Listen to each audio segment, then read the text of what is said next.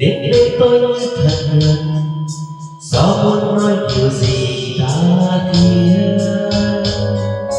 Gió vẫn nhắc một người đã xa đi không trở lại, lỡ mất chuyện tình không thể quên.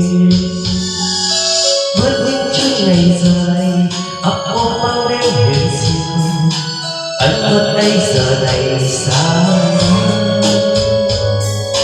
Thoáng phút chốc giật mình ngỡ như đêm đang thật gần, gió đánh thức vì tôi ngủ mê.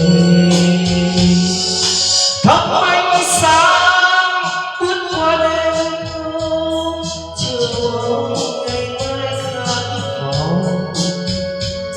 Và gió vẫn thế, gió mang tôi đi dẫu có lúc nước mắt tuôn rơi như hạt sương bé nhỏ. Gió sẽ hát gì dào, gió ru tim tôi ngày ngày mãi xuân sao.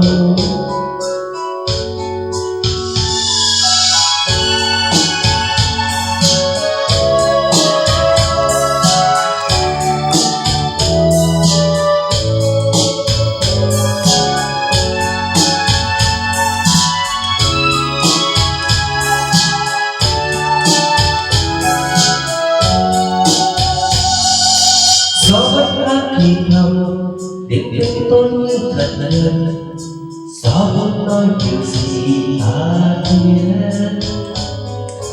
Gió vẫn nhắc một người đã xa đi không trở lại, lỡ mất chuyện tình không thể quên.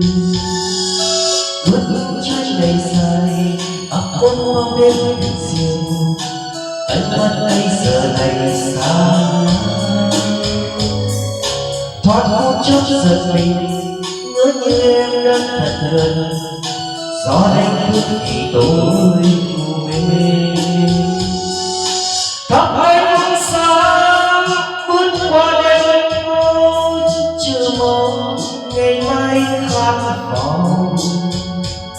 Và gió vẫn thế, gió mang tôi tìm em dẫu có lúc nước mắt tuôn rơi như hạt sương bé nhỏ.